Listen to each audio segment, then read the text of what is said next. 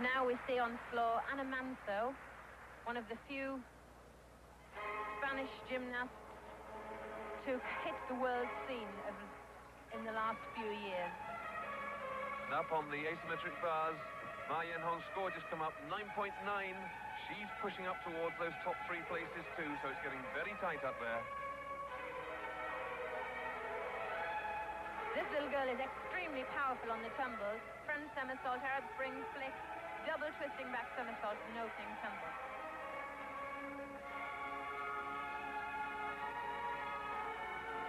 One of the team that our girls just managed to pick in the team championship.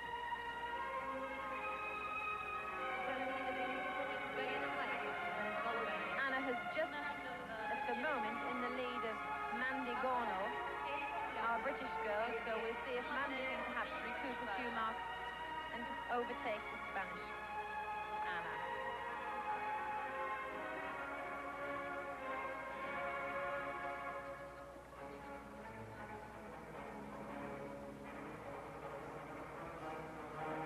Quite a cheeky little movement there, handspring to sit, and now we're seeing the little acrobatic element leading us to the tumble.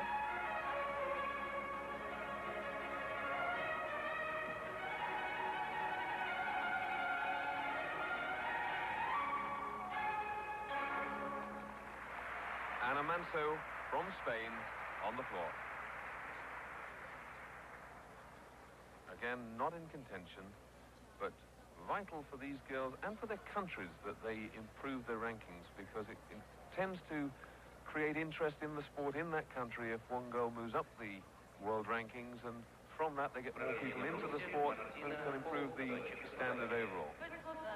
And to participate in a championship like this is so motivating. There on the asymmetric bars, Martina Polkrova from Czechoslovakia.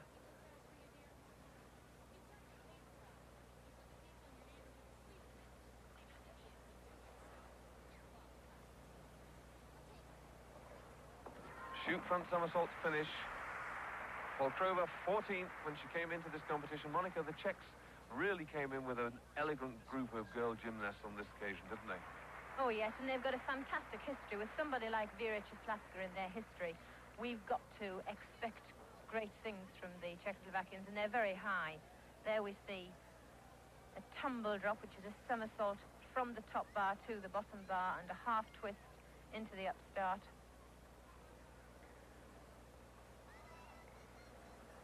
And out of picture, waiting very anxiously, Davidova coming onto the floor. We just hope that our Russian director, and I'm sure he will, comes with her and we move across. But there's Polkrova, still waiting anxiously for hers, because it's one of those moments where you think you've performed your routine well, but worry that the judges might have seen something that you didn't think you even did. But no, her scores come up 9.65. 9.65 for Polkrova. She'll be pleased with that, I think. Not a particularly original routine, but very, very well performed. The required somersault in it. Here's Elena Davidova. Now she's really got to do the best ever floor routine. She's capable of a 10, and if she did get a 10, that would put her back up above Filatova.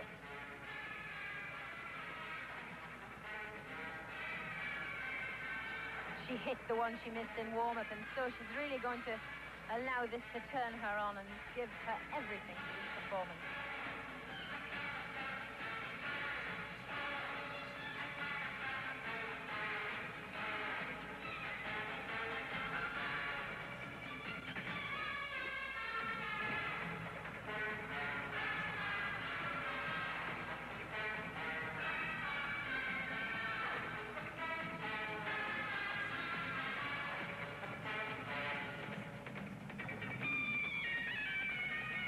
A little bit of Eastern promise here.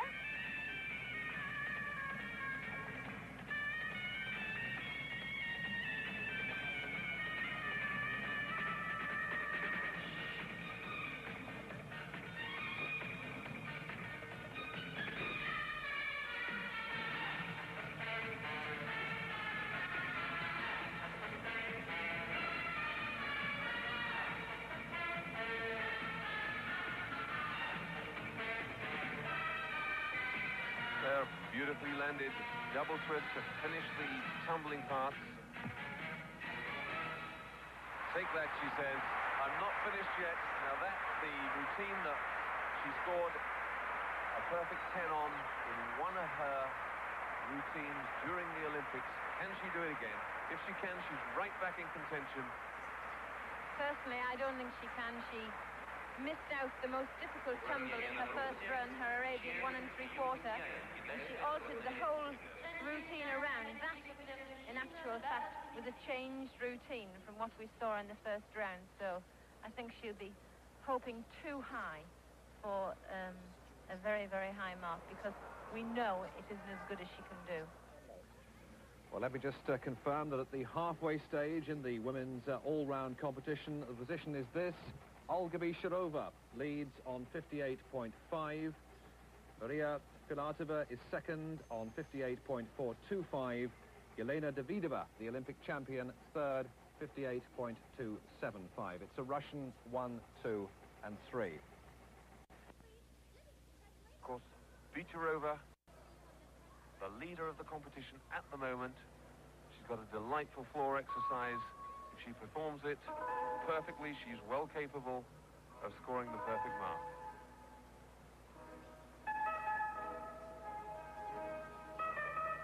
In very little movement, in the opening series of her routine here, she portrays a tremendous amount of feeling for somebody so small.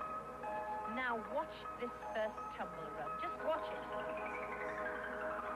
Full twisting back full twisting double back somersault. Sorry, I'm so excited.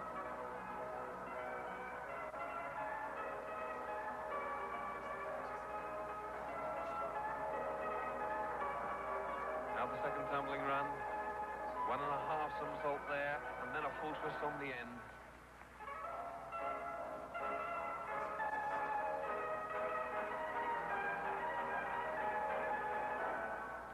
This, Monica, a very good example of selecting music that really sort of works well with her cheeky character and her build. And a gimmick that the Soviet gymnasts do. It works well to get the audience clapping and motivates the audience to clap with them right up to the end. Here, double back somersault to finish, and you listen to this crowd. Well, now she's the firm favourite. That's 3 of the 4 pieces completed, and she must stay in the lead after that exercise. We'll have to wait and see, but she's still got the beam to come, and that's the difficult one. Only 15 years old and performing in a stadium with routines of this caliber is just something phenomenal. Not just on 1 piece of apparatus, on 4 pieces of apparatus. Double back somersault, full twisting, double back somersault. At what age did she start the sport? At what age did she start to conceive all of these incredible movements? And in my excitement, I've got it wrong. She's still got the vault to come. She's done her beam, so she's got that falling piece over with. But now, anxiously awaiting, at this level, that odd 0.1, all important. There it is. She's got another 9.9. A brilliant score and a brilliant performance. That was Marta Echevarri of Hungary on the vault. That her second vault.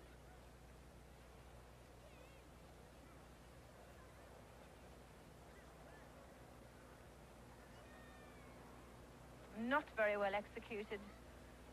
Starting to bend the legs far too early before the handstand phase, getting far too much rotation and having to roll out of it. Now, onto floor, we have Maria Filatova, the captain of the Russian team. But on this occasion, performing very much for herself. Second place.